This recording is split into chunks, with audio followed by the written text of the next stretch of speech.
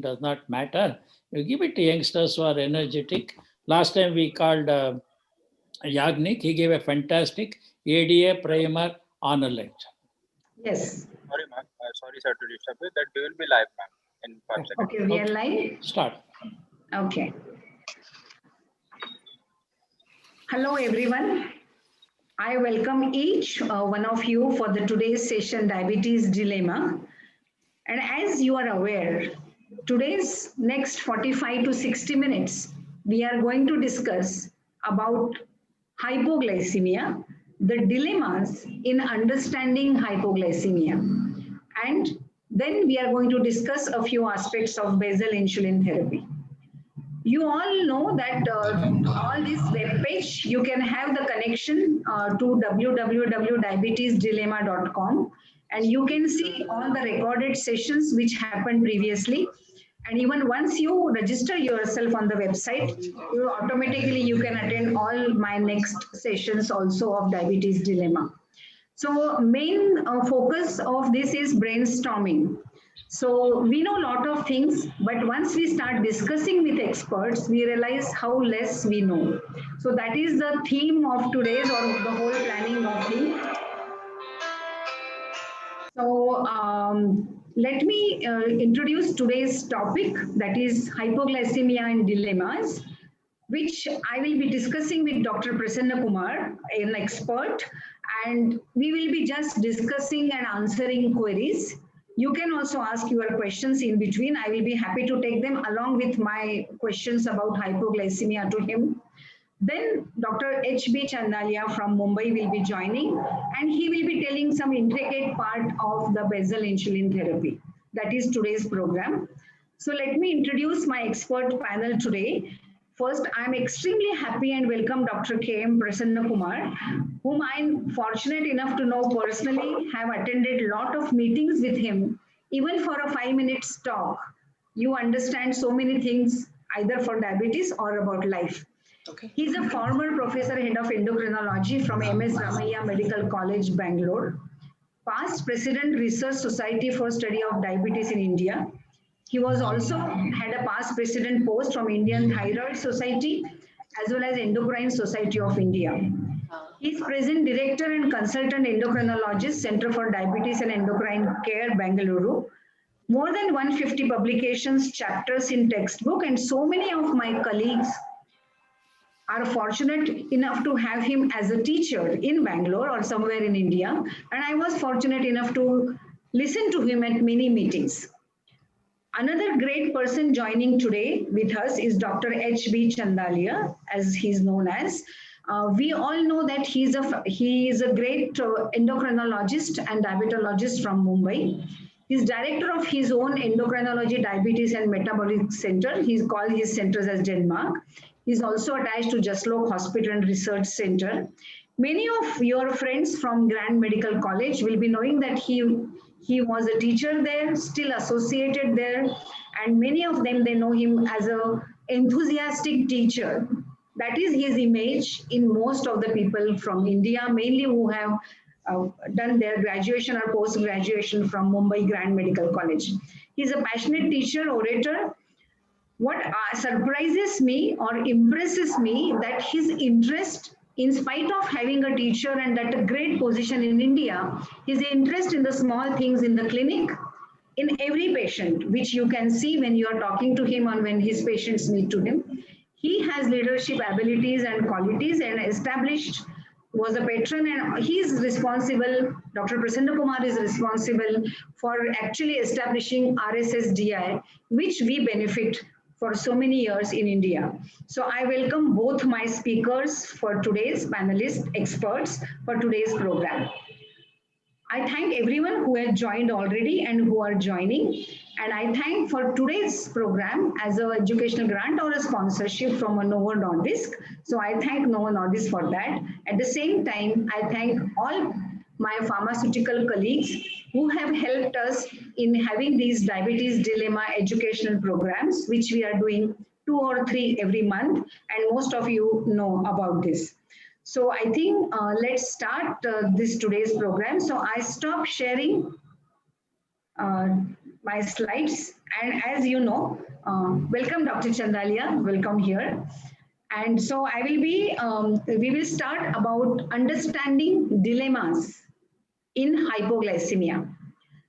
So my questions to Dr. Prasanna Kumar is, sir, we know that hypoglycemia is bad, but is it true that every hypoglycemia is bad? Like it may be mild, it can be relative, it can be severe. So what is your answer to this question, that is every hypoglycemia bad? Good evening, everybody. Thank you, Dr. Shailaja Kale, for inviting me for this diabetes dilemma, and thanks for the generous introduction. Good evening, Professor Chandalia. It's long time since we have met. It's a pleasure not only meeting in the last 3 to 4 decades, we have met in various platforms, and to share platform with a doyen like Professor Chandalia, it's a great thing. He is the one, along with Ahuja, who really was starting this, responsible for RSSDA. Today it has gone into a big one. Now, starting with the hypoglycemia. First of all, when we say hypoglycemia, you have to understand what is hypoglycemia. Because delegates who are there will be confused. What is hypoglycemia? Is there any one value? It's a, tell me one value, 60, 70, 40, 50, or whatever it is. To understand pathology in the basics, first we have to understand what is physiology. Once we know what is normal blood sugar, how it is controlled, then we come to abnormality. All of us know, even the definition of normal is changing. Normal blood sugar is 70 to 100 in fasting state. And even after food, maximum it may go up to 139.40. Now, who has established this? Now, when you say this is normal, based on 1,000 people, 1 standard deviation, 2 standard deviation, 3 standard deviation, you put a figure. That means 3% are unnecessarily in this bracket, which should not be there. Then what is hypoglycemia? Yes, you asked that question. Below 70 is hypoglycemia. On what basis you say below 70 is hypoglycemia? There is absolutely no data. Look at 75 years. It is a very arbitrary figure. Somebody has put as 70. Later on, some people said, no, this is not correct. This is not data driven. Let us say, based on the symptoms and also counter-regulatory hormones, let us see one. AD had a workshop long back and said, let us have it. And Freer was the one who suggested, no, that when the cutoff value is 63, and that is the time when you see that the counter-regulatory hormones come, then he said, okay, 65 to 70 is hypoglycemia. Then Dr. Shailaja asked, do you think there is a difference in hypoglycemia? Yes, there are various hypoglycemia difference, because clinical hypoglycemia, proven hypoglycemia, maybe dangerous hypoglycemia, severe hypoglycemia. What do you mean by clinical? Sir, I have symptoms of hypoglycemia, sweating, I feel hungry, I eat something, my sugar, I am all right.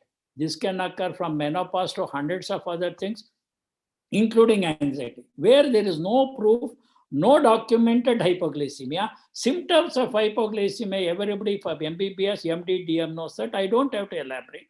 And lot of symptoms really may overlap the symptoms of hypoglycemia. That is called clinical hypoglycemia.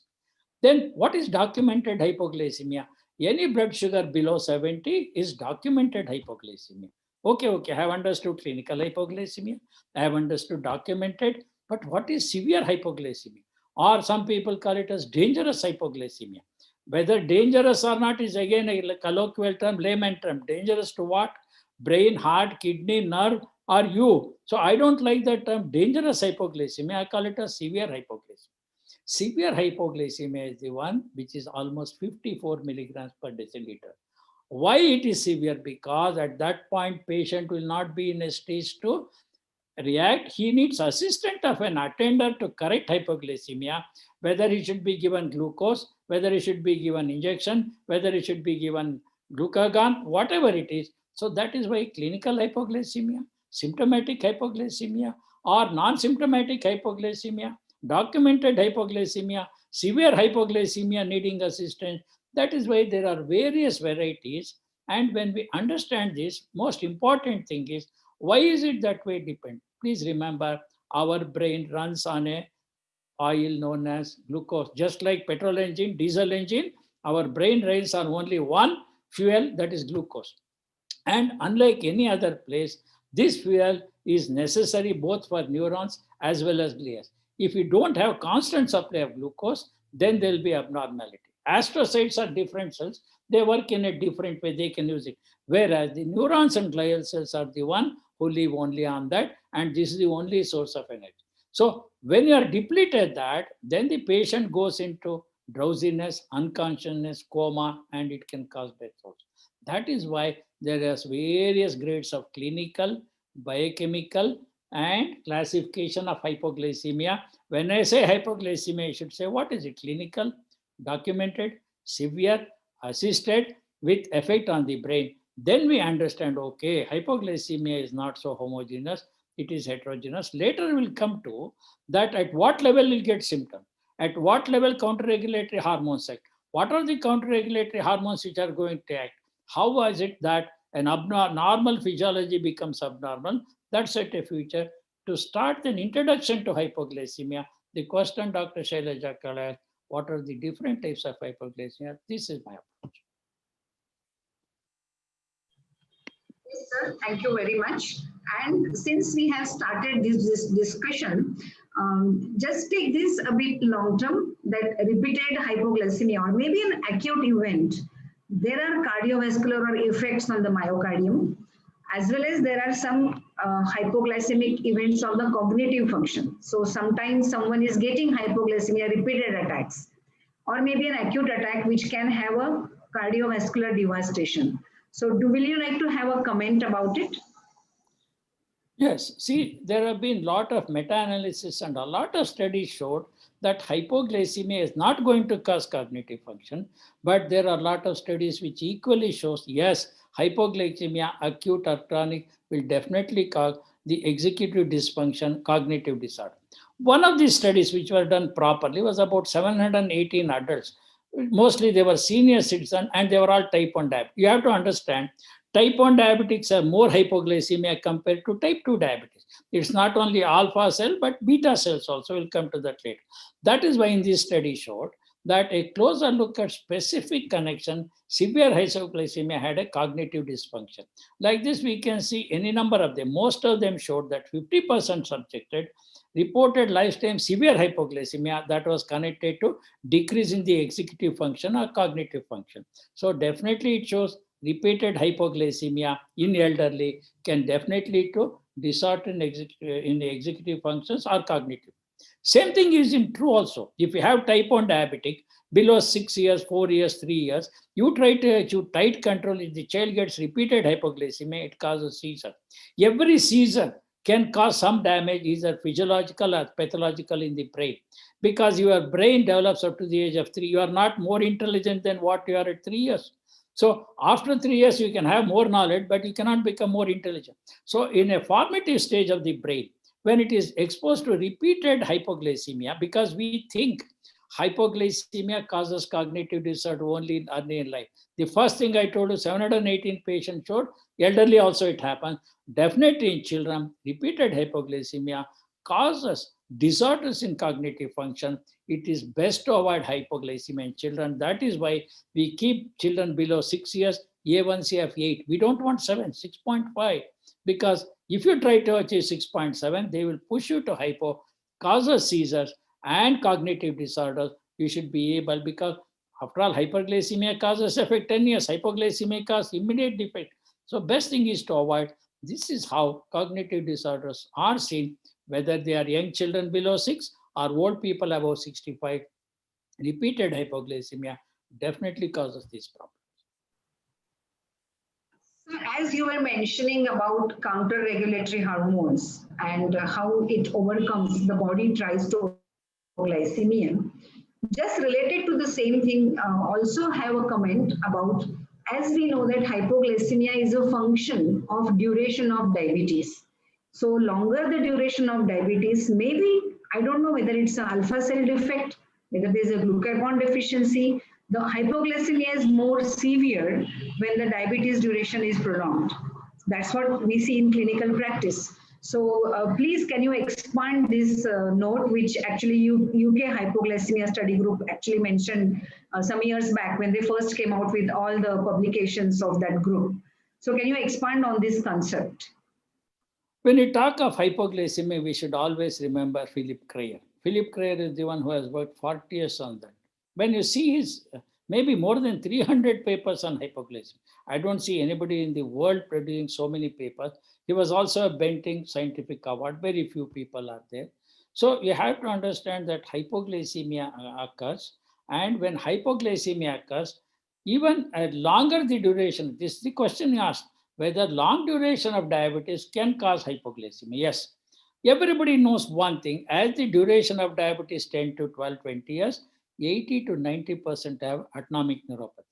Autonomic neuropathy itself, where the now for counter-regulatory hormones, what are the most important is glucagon, next is adrenaline. There are so many other hormones also, 8 or 10 much more.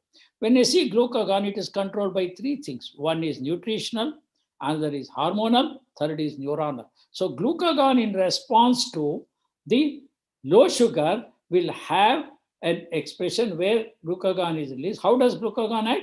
It acts on the liver, hepatic glucose output increases. How does it increase hepatic glucose output?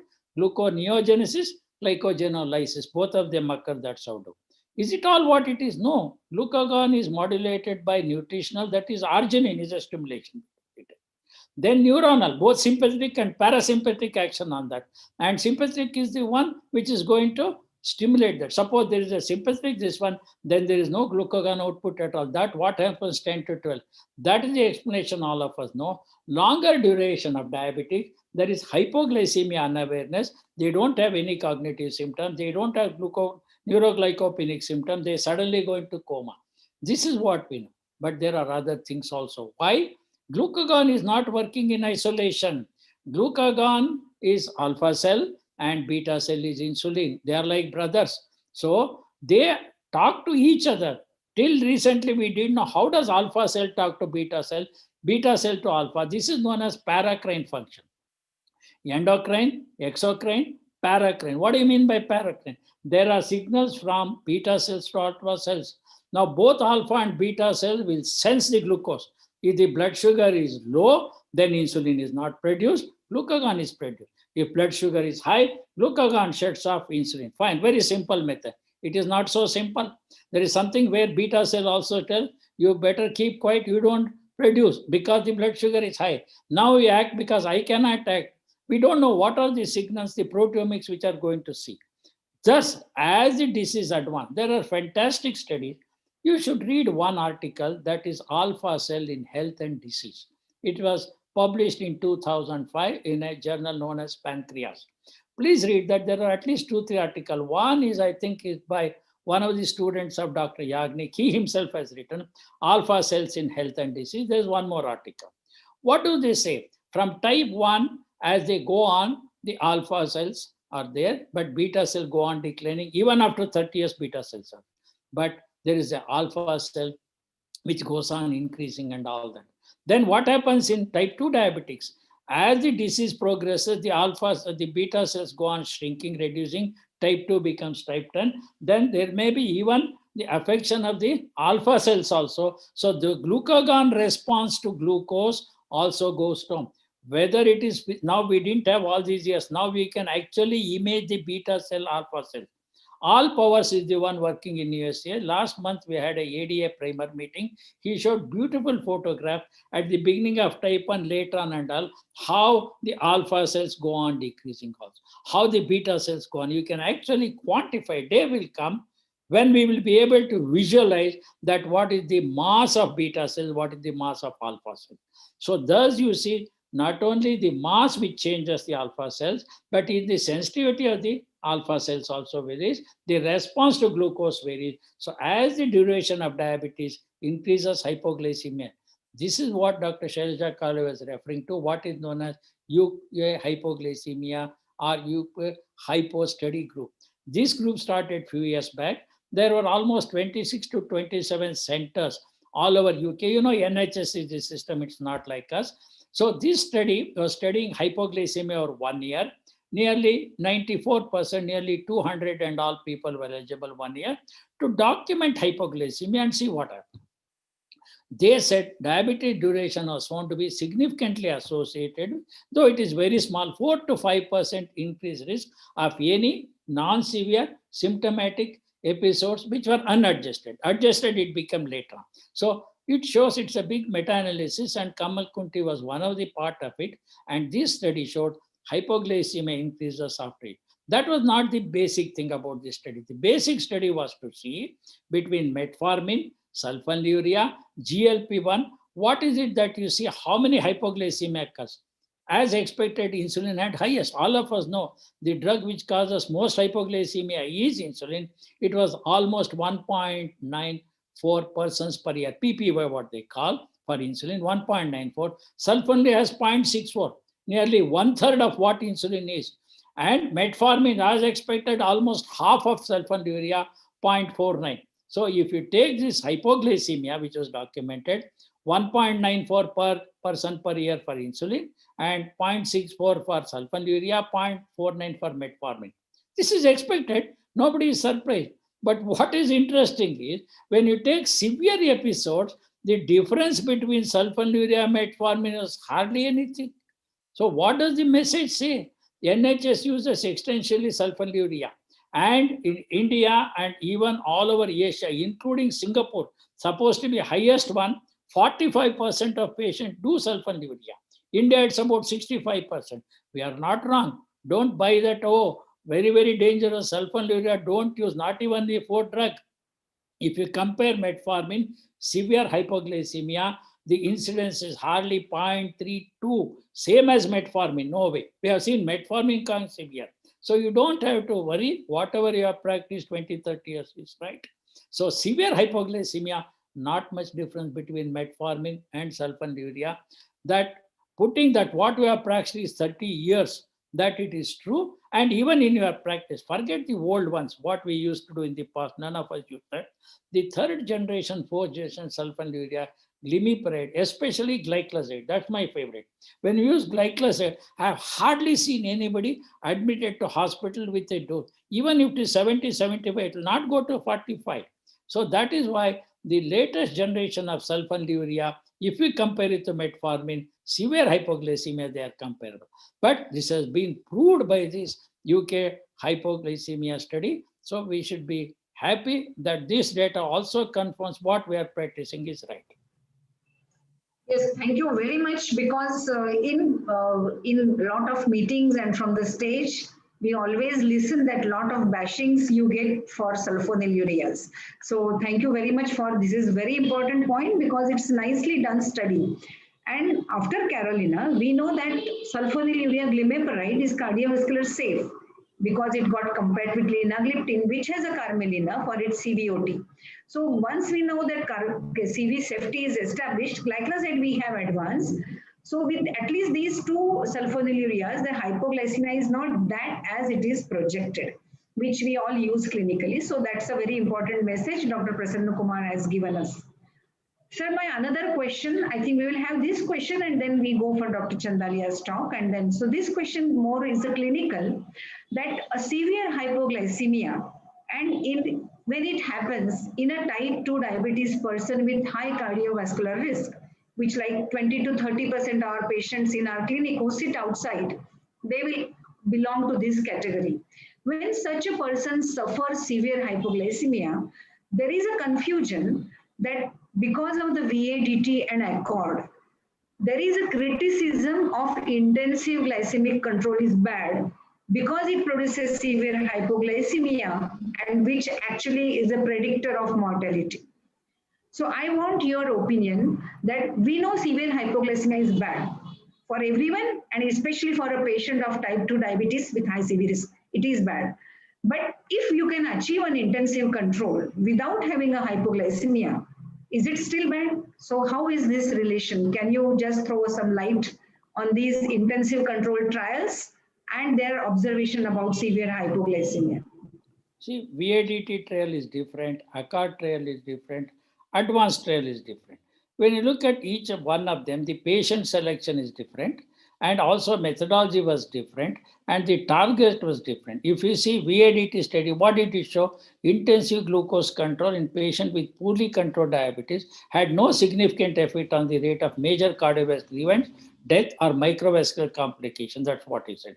When you come to the ACCORD, it also showed same thing, but intensive glycemic control, as in advanced studies, showed that individuals who got intensive control involving glycoside and other drugs required that lower glycated hemoglobin of 6.5 yielded a 10% relative reduction in the combined outcome of major macrovascular event. That means even with sulfonylurea, the advanced study showed that using sulfonylurea, you will not have any worsening effect. They are good. That is why you have to take two things into consideration: microvascular, macrovascular. You should not combine the two. If you look at macrovascular, the hyperglycemia contributes only 16% of the effect of hyperglycemia causing the macrovascular disease. When you come to microvascular, it is not so like that. Contribution is much more. All of know whether it is DCCT or Wikipedia, any study showed 1% decrease in HbA1c reduces complication 20 to 25% on average, combining all. Nephropathy may be low, retinopathy may be low, neuropathy less, does not matter. Roughly 20 to 25%. So pooling that data and also what we learned from, as you said, BADT advanced ACCORD studies is that you don't have to worry.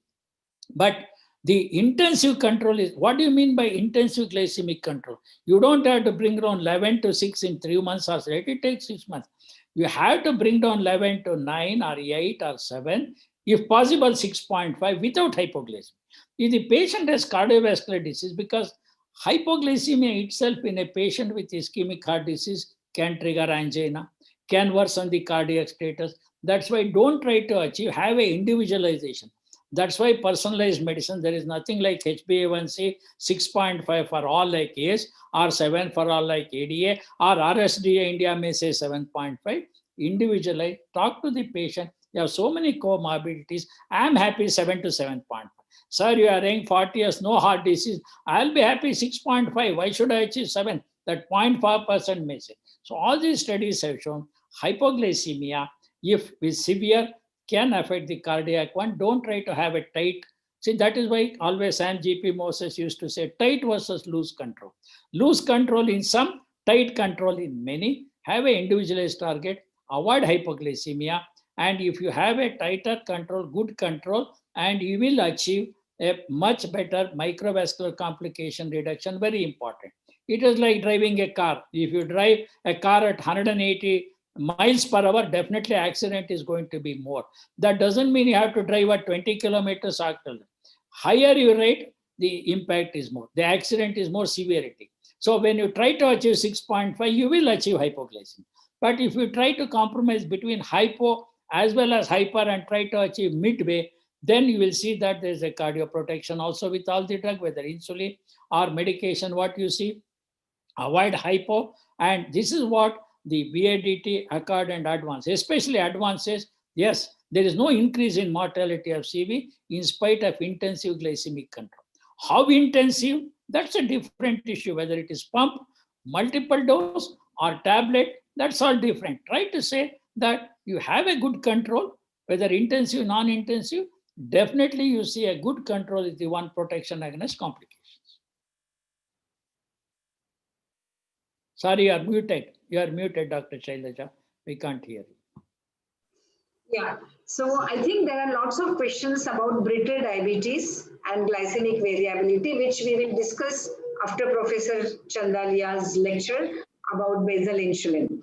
Just only one comment, a short comment from you, because Dr. Shashikaran wants to know that insulin treatment is always associated with cognitive impairment in a lot of articles or observations. So is it actually insulin treatment or these subclinical hypoglycemias?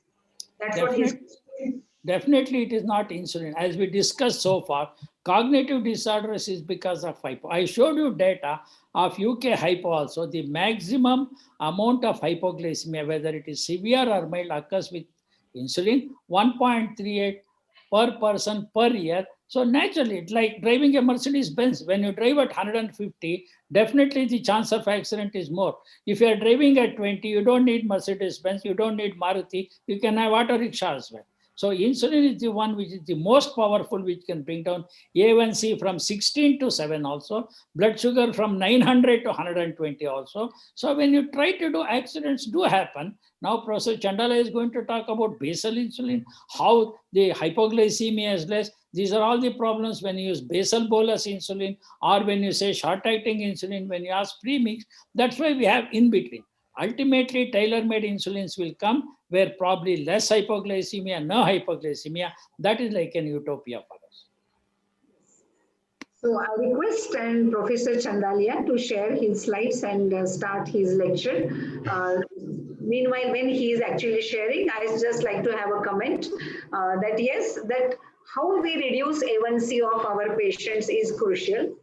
As Dr. Prasanna Kumar has told us that driving fast. So a gentle reduction, having a correct combinations of different oral agents, different insulins, monitoring the patient. So a gentle reduction with correct combinations actually can keep a severe hypoglycemia away. So yes, Dr. Chandalia. Yes. First of all, thank you, Dr. Sharja, and it's wonderful being associated with you and my colleague, Dr. Prasanna Kumar. And it's nice that we meet on some of these platforms to see that in COVID period, most of us continue to be intact in every way.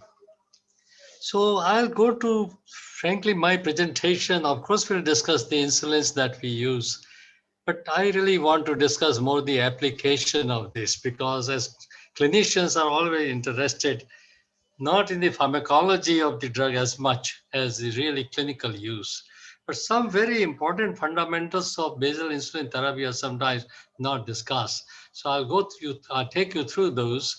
Now remember that when you take analog, all these are analogs. They are modified insulins from human insulin. So what happens is an analog should have particular characteristics. So you must know that all this is studied very carefully when the analogs are developed. And of course, you should cause hypoglycemic effect like insulin. Counter-regulation should be intact. It should not impair counter-regulation, because that can lead to severe bad, unabated hypoglycemia. And it should not produce any antigenicity or very high titer of antibody. Receptor effect should be similar. Lack of teratization. And the last is very interesting. Low intra-individual coefficient of variation. We'll be discussing this today in connection with the basal insulins that I'm going to discuss. Now, long-acting ideal analog, what should it have? Because when I give you this information, you'll be able to judge the tools that we use, the currently used basal insulins, as to how close they are reaching the ideal long-acting insulin. And of course, the real purpose of them of basal insulin is to reduce the fasting blood glucose, and also remember post-absorptive intraprandial glucose also is dependent upon your basal insulin. So between meal values and of course the fasting value is dependent upon these basal analogs or basal insulins. So what you really want to have the quality wise, that these insulins should not have same within a particular day variability and the variability from day to day. So if an individual takes it, the response should be very steady over 24 hours. And when you study it from one day to the other, the response should be replicated and should not be. I just want to stop, make a comment. Can we have your slides, sir? Jay, help him share his slides, please. Pardon me? You're not able to Sir, see the slides? No, sir, we're not able. Oh, sorry. No, Okay. no. I don't know. If you give me the link to click, to share. There is a share screen at the bottom. At the bottom, yeah, okay. In the green color. Let me see, okay. Oh, sorry. Good, you told me. Yes, ma'am. Yes, ma'am. This helps, Dr. Chandalia. Yeah. I don't see the share button. Sir, you just click on the screen, you will get this screen, share screen.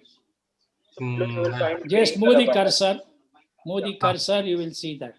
Share screen. Move the circle round, right? Yeah. Then you see in the bottom share screen. Click on that green with arrow upwards. I don't see because I have made it No. complete screen. I made 1 minute. Huh? Let Okay, me. you make it minimize that. Okay. Now I it should will- be able to see now. Right.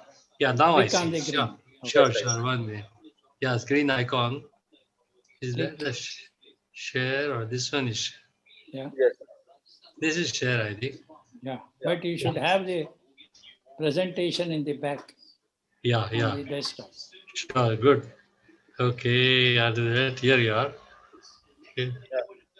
You can just select and then share the screen. Yeah. YouTube personal.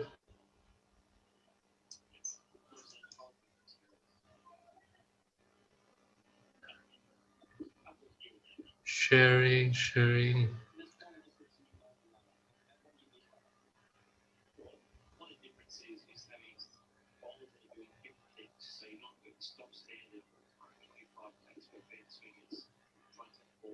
I don't see the sharing button. So right hand side it will be there. When you select yeah. Right hand side.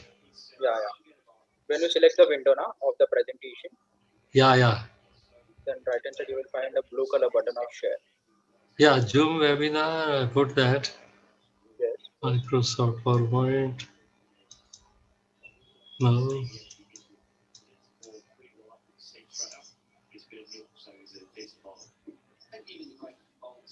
Jay, I am seeing at the bottom of my screen. No, ma'am, not that one. After selecting the presentation. After selecting the presentation, okay.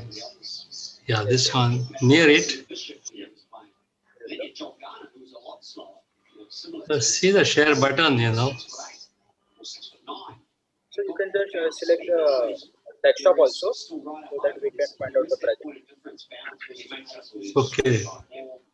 Yes. Can you find now? So can you come on the Zoom application where the Yeah, it's there, Zoom application. Yes, sir. So below, sir, you will find many options. In between, you will find share screen option in green color. No. Gosh. Yeah, this is Zoom application, yeah.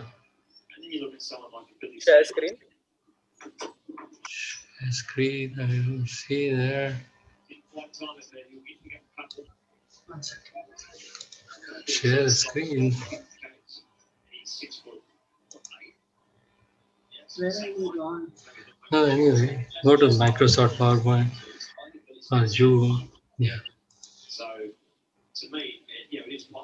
Who's speaking now?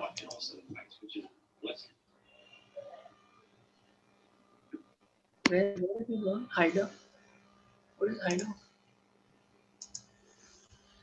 Let's go back into the. So, can I have some question answers meanwhile with Dr. Prasanna Kumar? Jai, is it possible? Yeah. Yeah. So as soon as his slide starts, we will stop. Did you get the link again? Did you get the link again? Dr. Madeshwar, that what is fasting Where is hyperglycemia? the Zoom ka screen? We go back to the link. No, the conversation is interfering. Go back on.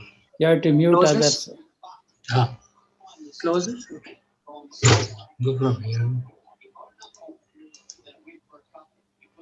No. 1 second. Quit Zoom.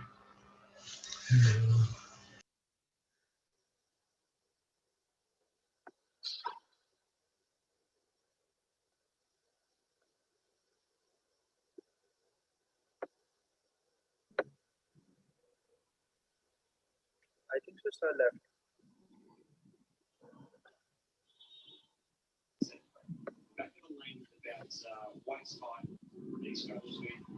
You don't have Dr. Chandalia's backup slide, Dr. Shailaja. If so, you can project so that he can talk. That then ask him not to worry. You can project, let him say next slide, then that will be better because he gets very much probably tense that he is not able to. Devyani, can you just call Dr. Chandalia and say that I will be Yeah. showing? Yeah. Yes, Go ma'am. ahead, John. No, I'm doing it now. Okay. I'm coming. No. Now you got it. Yeah. Yeah, I got it. You can hear me, okay? Yes, sir, I can hear. Yeah, okay, good. You should be able to see the screen now.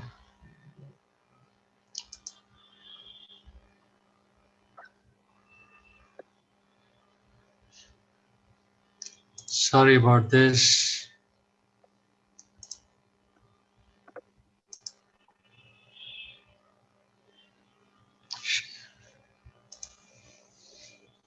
Yes, sir, perfect. Yeah. One second, where's your PowerPoint?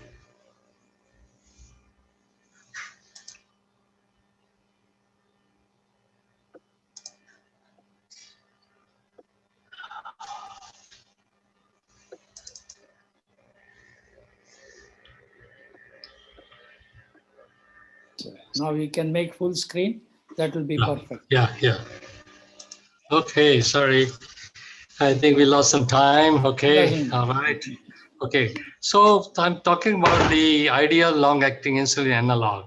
And we were on this point of coefficient of variation. Means one particular day, from time an hour to hour, it should give a very steady concentration.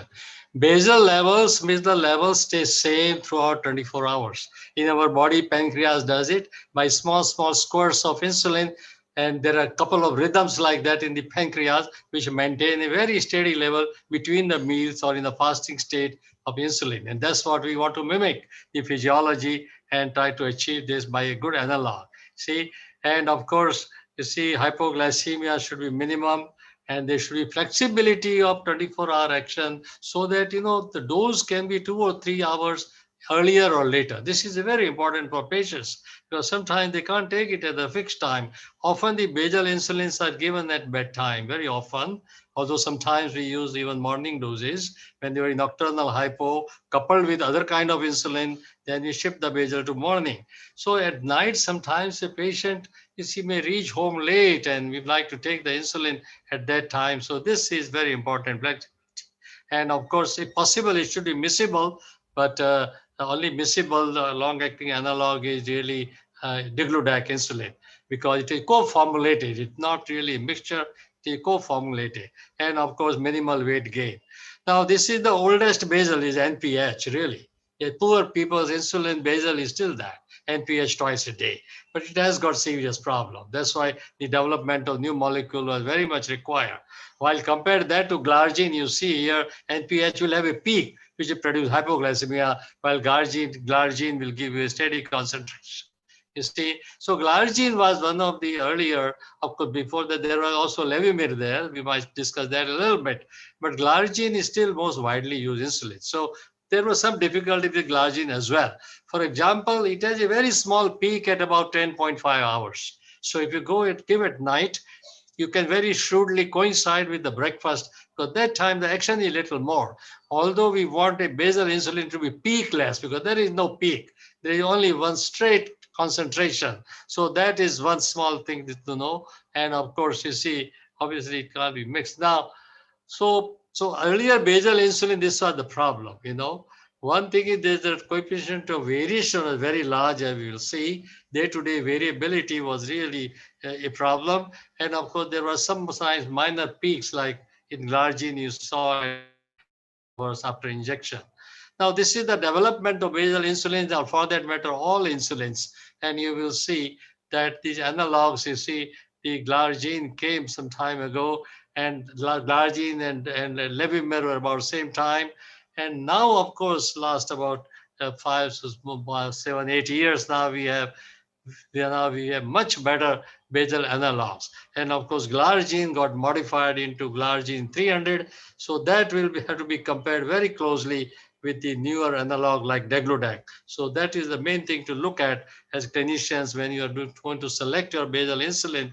You like to compare mainly the three ones: insulin glargine U100, which was the first one to come, then glargine 300, and degludec. The real race is between these three. Levemir is mainly used in diabetes with pregnancy, in type 1 diabetes becoming pregnant, because Levemir has been very well tried in diabetes pregnancies. The other analogs have not been tried, although glargine has been given to many pregnant diabetics without any side effect.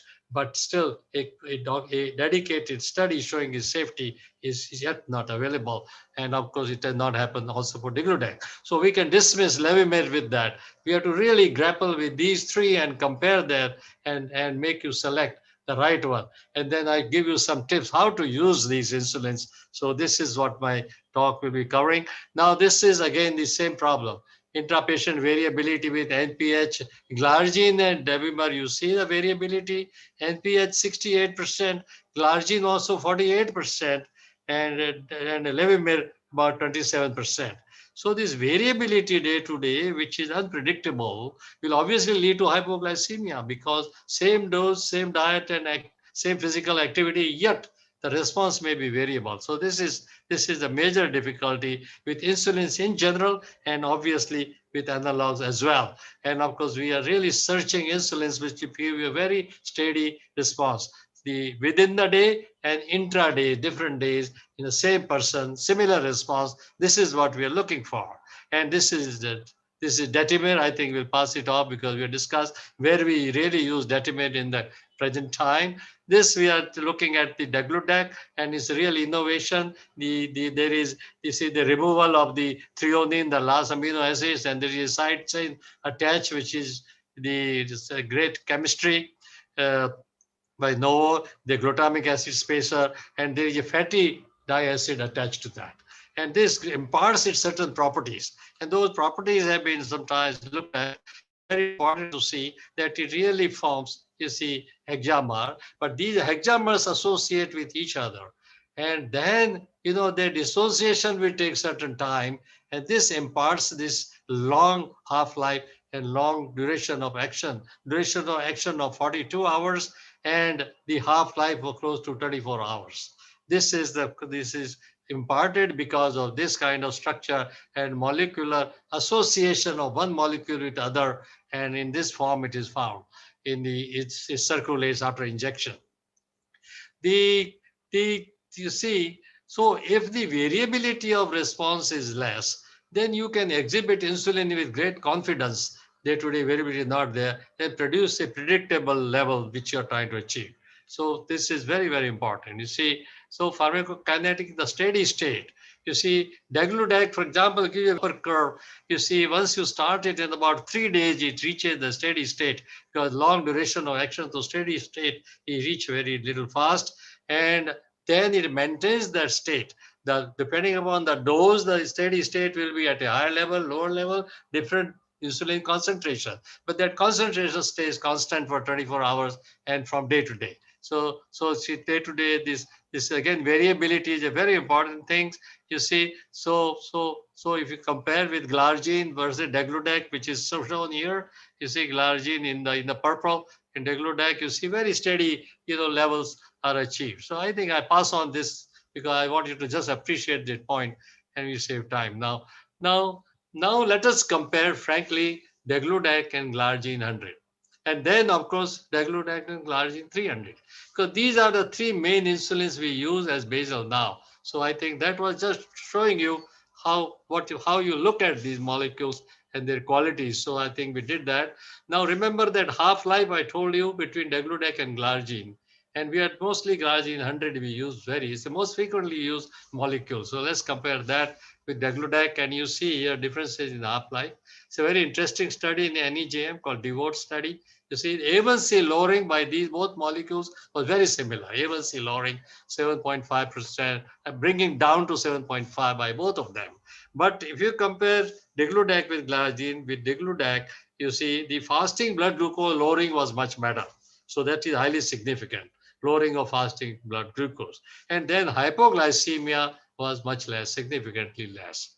Now, when we discuss hypoglycemia, like very in great detail, Dr. Prasanna Kumar told you, in hypoglycemia, we look also at the at the nocturnal hypoglycemia versus whole day hypoglycemia is very important, and symptomatic versus asymptomatic, like he told us. So when the hypoglycemia is compared, it compared in all these aspects: severe versus mild. Severe, where the patient needs external assistance to get out of that situation. So that is called severe hypoglycemia by definition. Now again, this is another comparison, but here the comparison is of IDEC in the WDEC 200.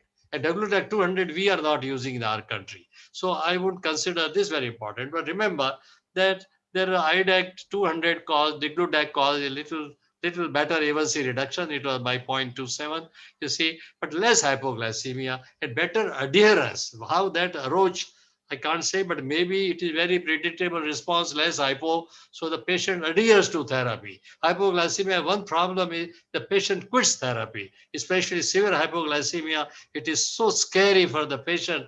That episode of severe where it landed in the patient in the hospital is so bad that frankly, sometimes the patient is shy to even start any insulin or would like to get off at least that particular insulin. So adherence gets better if hypo is less. See, now this is very important. The IDEC 100, this is what we use in our country, and glargine, and glargine 100 we saw is somewhat inferior. Of course, the study is always a comparator for non-inferiority. You see, the new molecule has to compare with the old one. So studies are worded very differently than what we clinical use. In clinical use, you see the glargine 100 does not compare as favorably with degludec. But therefore, let us compare glargine 300 because it's available in our country. And of course, you'll find that A1C reduction is similar, weight gain similar. The main difference here seen was in titration phase. This is a study, BRIGHT study. This is conducted by Sanofi. Remember that all insulin studies, no impartial university does it for you, or it is all conducted by the companies. Under good condition, tight control, under supervision, everything is done very well. Scientifically, of course, they're acceptable scientifically. But here, of course, you see that the difference was only seen in titration phase. I must tell you that when we compare these, and I looked at so many studies, the differences are minute. In a way, it is really going to minutia. For clinical use, whether it will make difference, to my mind, not a whole lot.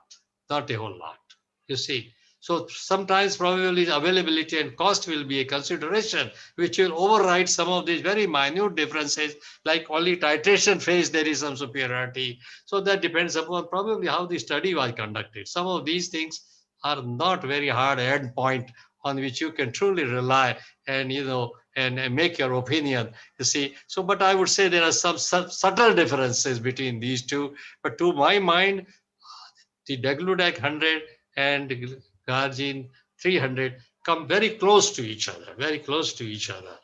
Degludec may have some superiority, and that is in very different phases, like nocturnal hypoglycemia issue, and there it may have.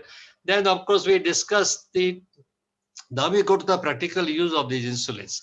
And remember that a fixed time is a difficult thing. It ruins the flexibility in patient's life. And as I told you, see, in degludec, remember that it can be plus minus 4 hours, because long half-life, it makes no difference whether you injected 4 hours earlier or 4 hours later than the usual fixed time. In glargine, it has to be very much in time, glargine. But glargine 300, again, you can have a window of about 2 hours, to my mind. 2 hours is possible as the half-life is slightly prolonged. So 2-hour difference. So this is a very important point for us as clinicians, because patient will ask you whether I can take the shot and go for a movie, or I have to come back and take, when both possibilities are valid, then patient finds it a very flexible regime.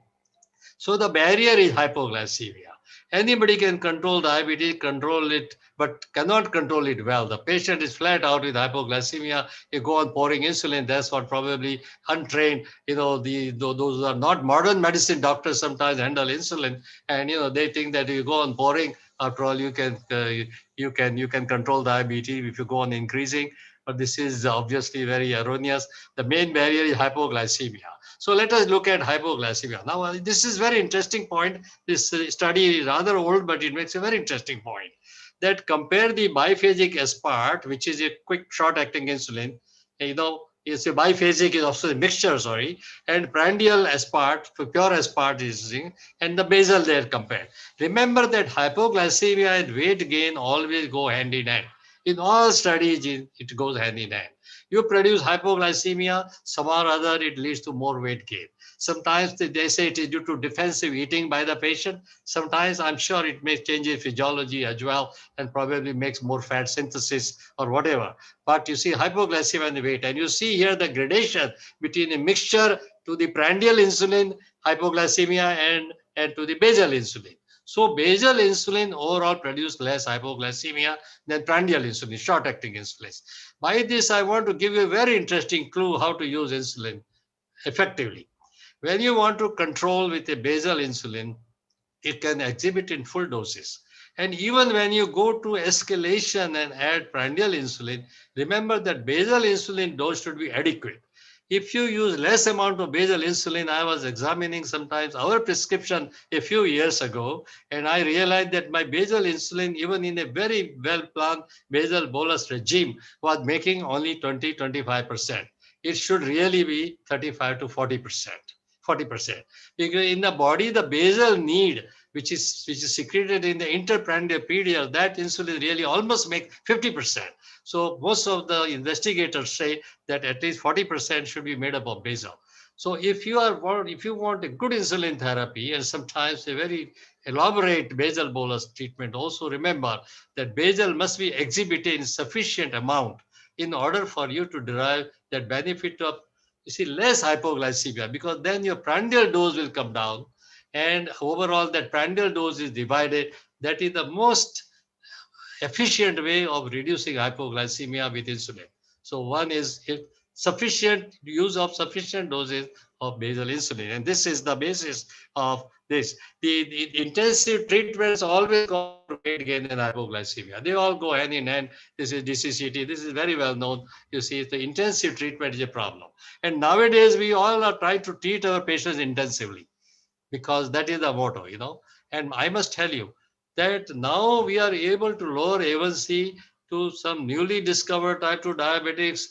First 5 years, frankly, our target is 6%. It's not 7 anymore.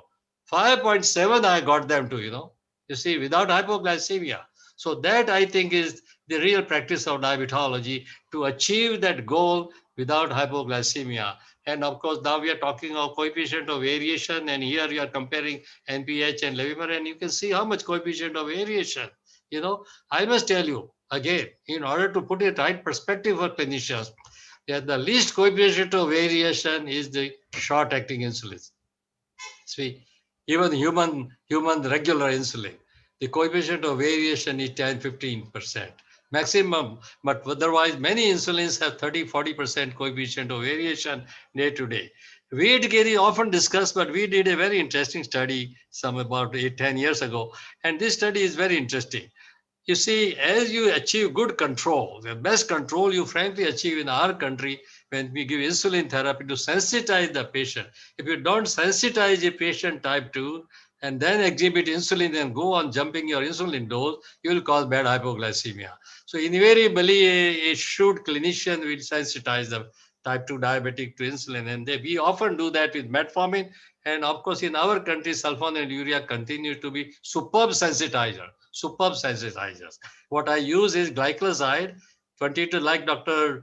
Prasanna Kumar told you, glycoside causes much less hypoglycemia. And I use something like 20 or 40 milligram TDS of glycoside, even 20 milligram TDS, super sensitizing effect. And that lowers the dose of insulin, and you successfully get away with reaching a very low, good target of A1C without hypoglycemia. That's the key to successful insulin therapy. Now here you have, and as you have, and what we realize is we blame insulin for weight gain, but let me tell you, in this study we showed that the people who really gain weight, maximum weight, were those who had lost weight before treatment because of prevailing very bad hyperglycemia. They had lost a lot of weight, and these people gain when you institute effective insulin therapy. So remember that part of it is not the insulin molecule, part of it is the patient's physiology of reaching the set point of former weight, a steady weight you reach whenever you recover from any illness. Remember that body goes back to its set point, and that's what it is. So this is also one aspect of weight gain you should keep in mind. Hypoglycemia, we differentiate between nocturnal, symptomatic, asymptomatic. Dr. Prasanna Kumar brought that out very well. And remember that nocturnal hypoglycemia is very bad. I must tell you that. It's very uncomfortable for the patient. It can produce grave emergencies at night. And the time of COVID, I think any severe hypoglycemia you cause, patient, I don't know that patient will ever see you again, you see. I think you definitely will try to find out somebody else who will not lend them into the hospital. I think I'll pass on rapidly. What is the problem with nocturnal hypo? I want you to understand hypo during day and night is very different. You see, in the recumbent position, our counter-regulatory hormones responses are impaired. So you cannot counter the hypoglycemia as effectively in recumbent position. You see, our catecholamines are different when we are moving around than when we are resting in a reclining case. So this is causes severe problem at night. And I think many of these good new analog, including the gludac, even the glargine 300, the nocturnal hypoglycemia is often looked at very carefully, and there are subtle differences between these insulins regarding the nocturnal hypoglycemia. So this is interesting. I think again, the variability of response is a problem. And I think, remember that if you get, when you use a basal analog, and in the morning time, you start getting up and downs. One day you get 80 and next day you get 180. Remember that is itself an indicator that there is nocturnal hypoglycemia. In case you have not put a sensor to really measure, a monitor, CGMS you have not done, then you should immediately think that fasting sugar coming haywire day to day is a sign of nocturnal hypoglycemia. Say variability of response, the 20, 30, 40% old insulins. With the new basal analogs, there's not very good data, but I must tell you that variability is less. To my mind, it is about 20%. Some studies you have to indirectly derive that the variability is about 20%. And of course, with dagludac, the variability goes to 20 or a little less than 20. I think so. That I think is very good achievement. Now, clinical use of basal insulin, where do you use? To my mind, very simple, two indications. Right after exhibiting metformin, if a person is having unintentional weight loss, it is high time for you to introduce insulin therapy. Then if somebody is losing weight very rapidly, muscle mass rapidly, and you start playing with 3 or 4 oral drugs, it is really a very bad exercise, because patient will be very debilitated. By the time you come to the insulin therapy, you go stepwise and you like to use three drug oral. So in unintentional weight loss is indication for insulin therapy at any time. So I would say at that stage, probably also the basal insulin is right. And next stage, you exhibited 3 good oral hypoglycemic agents and the control is poor. In the vast majority of patients who should receive basal insulin is in this situation, the failure of oral agents, especially 3 good agents combined together. And there, I think you should start with basal because it offers you simplicity of titration. It offers patient can be taught self-titration when you use basal insulin. I'll tell you how you teach patient to do self-titration, or you do it yourself. In fact, the results are very good even with self-titration, or you do it on phone or email, but do set up a mechanism of titrating insulin. You see, initiating insulin is one hurdle that you overcome, but not building up the dose and not titrating will be another mistake. And then maintaining it for a long time, you see, if you don't do. So it is initiation, titration, and maintenance. There are 3 phases of insulin therapy. And I think you should follow those carefully with the patient and make the patient understand that this is a process which we are going to do together. And it is going to be a little bit time consuming and labor intensive and cost intensive, but it's worth it. Otherwise, the insulin is not going to work. Of course, all the organizations say that basal insulin should be the first one to be tried. And I think we have underused basal insulin in our country. Even the very, either we earlier, of course, we had gone to, the mixtures are there, and the mixtures have been compared now very well with the basal bolus and all that. So I don't want to go into details of that. But the modern therapy is really basal to start with, followed by stepwise escalation, which you all know. You had to add one quick acting insulin called basal plus, and then you go to basal bolus regime. All difficult patients require basal bolus, and all type 2 will require oral agents to sensitize. Remember these two very golden principles of doing successful insulin therapy. And of course, remember that 50% of insulin requirement is basal in the normal human physiology, and therefore make sure that the dose is at least 35-40% of the total dose. So this is a relationship between the total prandial dose and total basal dose. See, and also very interesting. When you give basal, how will you control the prandial sugar? You can do it by using the oral agents, you see, including sulfonylurea urea secretagogue or non-sulfonylurea urea secretagogue like repaclanite. You see, you can control the prandial. You can control a little bit by your Voglibose or Acarbose. You can control the postprandial to some extent, knock it off by 20 milligram or so. But remember that when you exhibit basal insulin and lower overall glycemia, the peaks also come down. So as you'll see here, you're just given basal, but basal itself gets better. The peaks also come down. So remember that although for the sake of discussion, we separate out basal from prandial, but they overlap. The prandial will have some prandial insulin, we also will have intraprandial effect. So it will carry over, especially human regular carries over from one meal to other to some extent, human regular. While the newer ones have sharp effect, they cover the meal very beautifully, but they dissipate between the meals, which again reduces the possibility of hypoglycemia. So having interprandial effect is a double-edged weapon. It can give you a little better effect, you see, but it can also produce hypoglycemia because there is no meal sometimes for 4 or 6 hours. See, so I think this is very important. Self-titration, I think you can teach the patient. It is shown that you can achieve same A1C value or give them either written instructions.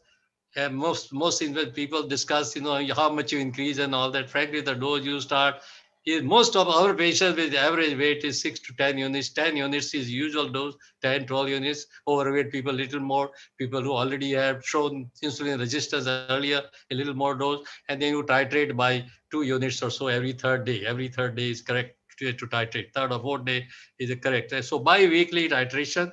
And of course, it can, when you do basal titration, the peak effect in the morning. So fasting glucose you target, and try to bring it to the desired level. And once you've done that, you see, and then prandial peaks are still bothersome, then you'll have to escalate and go to one more prandial insulin or 2 more or 3 more prandial insulin. So I think this is how you see, but the titration has to be done. So I think we have discussed some of the aspects of basal insulin therapy. We looked at the tools we have at our disposal and how to use those tools, which to choose from. I think I would now consider, really frankly, Glargine 300 and Degludec to see if there is not a severe cost constraint. Then I'll go to simple Glargine. Simple Glargine is the most inexpensive insulin between the basal now currently. So simple Glargine, where cost is a severe constraint. Otherwise, between the Degludec In and 5 minutes ಆಗುತ್ತೆ. 5 minutes so I think I shared some of the aspects of basal insulin therapy, and thank you very much. I think I'll take some questions, and we'll again have Dr. Prasanth Kumar discussing some of these aspects with us. Yeah. Thank you, Dr. Chandalia. Thank you very much for giving those basic tips that how basal is important. So there are two questions. One is that we know that glycemic variability, or famously we treat so many patients, we call them as a brittle diabetes. And here comes the importance of variability, which pushes our patients to severe hypoglycemia as well as high cardiovascular risk. I think in DEVOTE trial, which was a cardiovascular outcome trial of insulin degludec, they have nicely divided the data in patients with high variability, medium, and low variability. Because it was a 4 to 5 years kind of a trial, it very clearly shows patients with high variability are actually showing more chances of severe hypoglycemia. And here comes the role of a good basal insulin. Dr. Prasanna Kumar, will you like to say that in such kind of brittle diabetes, if we use basal insulin judiciously, we can slightly overcome these kind of peaks and the valleys in patients' lives? See, the very definition of brittle diabetes, if you see, for the last 30 years has been changing from clinical to biochemical. What is brittle diabetes? 1 or 2 units of increase in insulin will crash the blood sugar more than 40, 60, and 1 or 2 insulin reducing. We have a lot of type 1 diabetes. Brittleness is not just the doctor. Brittleness is because the doctor, brittleness is because the patient. If you ask brittle diabetes, the best treatment is insulin pump in type 1 diabetics. And it does not happen so much in type 2 diabetics. And previously, all these glycemic variability, fasting, random, postprandial, HbA1c variability, then we talked of glycemic variability. Today we have continuous glucose monitoring. Beautifully it can show. You look at 3 things. Time in range, I fix as 90 to 120. What percentage in 20? Because we're all theoretical before. Now it is not theory. My patients on CGMS, and then you will say Freetail Libre Pro, and then say, sir, the time in range, 65%. Time above range, above 140. That is TAB, TIB, time in range, T above range. Then that is 20%. Time below range, that means hypoglycemia. So time below range should be less than 4%. Time in range should be at least 70%, 20-25% above. If you achieve it, then only you can have a euglycemia. Now with basal insulin, most of the type 2, type 1, impossible. Don't even talk of basal alone. Basal is there. As Professor Chandalia said, 50% basal, 50% bolus in a pump. That is the starting point. People may go up. In type 2 diabetics, all right, I agree. When OAD fails, you start basal insulin. How long basal insulin can take? If I see my practice, at the end of 6 months to 9 months, most of them had changed from basal plus not only OED, they need premix, they make another insulin. So basal is good for starting. Or very extreme age, okay, does not matter, 90-year-old man, then it's all right, give some 10 units, or in the hospital, give 20 units is all right. But if you talk of time in range brittle diabetes, basal is not the best insulin at all. You will not be able to manage because high variability. Basal is only to control fasting. What happens to post breakfast, post lunch, post dinner? You will not be able to control that with basal. Yes, sir. So you need basal and then you need some boluses here and there, which you design for that particular patient. Professor Chandale, there's one question to you that from Dr. Madeshwar, that can we use basal insulin also in the morning? As we know that duration of action of degludec is such a long, and even the half-life is like 24 more hours, and the total duration goes beyond 36 hours. So can we use the basal insulin in the morning? That is the question.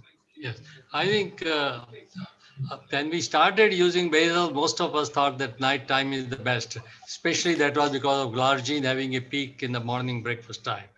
But any patient who has nocturnal hypoglycemia, even the basal is always moved to morning time. His basal is moved to the morning time. Because especially if there is a dose of plain insulin, you see, before dinner again, and that coupled with the basal can produce bad nocturnal hypo. So once you have a regime going on with basal bolus, you like to shift, if there is any night hypo, you shift it to the morning time.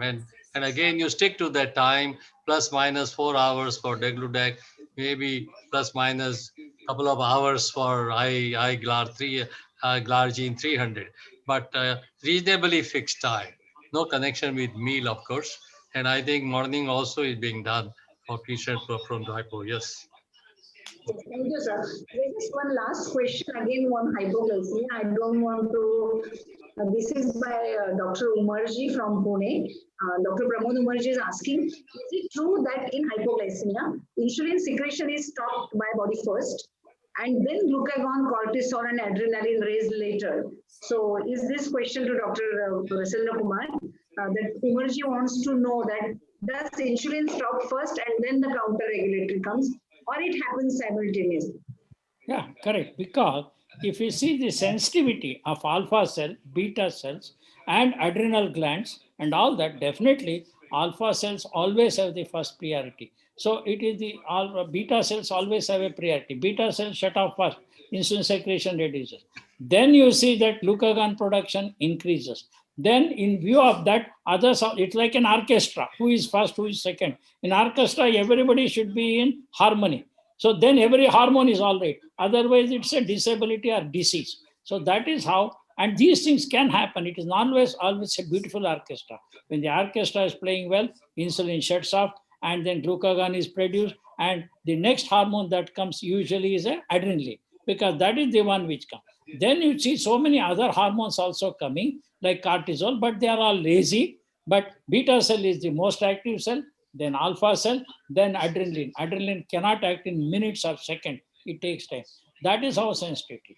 But this is what we have seen by peripheral tissue. Nobody does a catheterization to see from the pancreas whether pancreas produces insulin first or glucagon. This is all based on the peripheral hormones level. We have come to the conclusion this is how it works, the half-life of the hormone as such. And what you said, Dr. Umar, is perfect. This is the way it always works.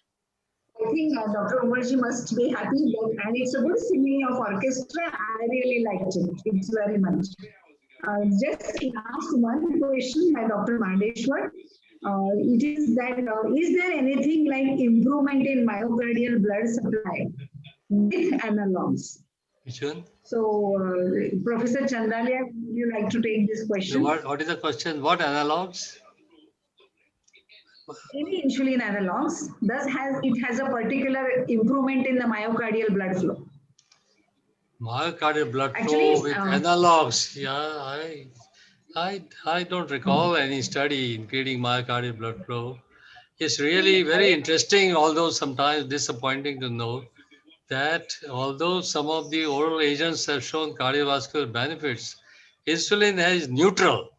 Unfortunately, at least it is proven to be neutral, because sometimes the doubt was raised whether it causes even more problem. But certainly that is for sure that it is neutral. But benefits, no, and I don't think myocardial benefits are described with insulin. Remember that a very badly controlled diabetic can have a lot of lipid and glycogen infiltration in the muscle, heart muscle. And when you insulin may be the best way of reducing that, and that will improve the myocardial function, because those are the rare ones. Most of them are due to coronary artery disease, or diffuse or localized, whatever. But some of them are pure muscle infiltration, and they do very well when you exhibit insulin. All that storage of glycogen and all is dissipated, and the muscle works much better. So that is possible, but otherwise I don't think. Yes, so Dr. Chandanya is saying that the glycated end products or whatever get attached gets improved by any insulin, not only analogs. So I think Dr. Prasanna Kumar, you want to add something here? Yeah, you should not look at the myocardial perfusion or increase in blood supply. What you should be asking today in 2020 is known as left ventricular mass index. Now, what is left ventricular mass index? If you take whole myocardium, what percentage of left ventricular mass is? That is the one which improves the cardiac function, left ventricular ejection flow and all that. And this is a simple calculation of that. Left ventricular mass index is total myocardium versus the part of it left ventricular mass. And SGLT2 inhibitors are the only drug which increase the left ventricular mass index. By that, the myocardium has more muscle, it can contract more. That's why it is a good drug for the myocardial infarction, and more so in heart failure. So today we are not looking at a drug increasing blood supply, insulin or tablet, but left ventricular mass index. Please remember that new terminology, and cardiologists use it more often in 2020 compared to 5 years back. Also, I would like to add here is that when we say long-acting insulin analogs like degludec, the long-acting is just they are small monomers packed together. So when it goes into the blood, it's actually a same insulin molecule. So all are monomers, which it's not a different insulin. Only thing the rate which the monomer is released is controlled by the changing the sequence. So ultimately, it is same insulin. The monomers which are going very slowly, like an infusion pump. So it's not a different insulin when we talk about long-acting basal analog. So I think I thank you very much, sir, and I definitely appreciate the efforts done by Professor Chandalia, Professor Prasanna Kumar, my whole family of Diabetes Dilemma, all my viewers. I thank from bottom of my heart, and thank you so much for making this program successful. I think all my viewers and listeners are happy, and so thank you so much. And this today's program I conclude here, and I thank again all my sponsors as well. Thank you so much, sir, and definitely we again meet for one of our next Diabetes Dilemma programs. And thank you, Prasanna Kumar. Thank you, Professor Chandalia. Even I learned so many things today. Thanks a lot. Thank you, sir. Thank you. Nice seeing you. Nice seeing you. Thank you. Thank you all.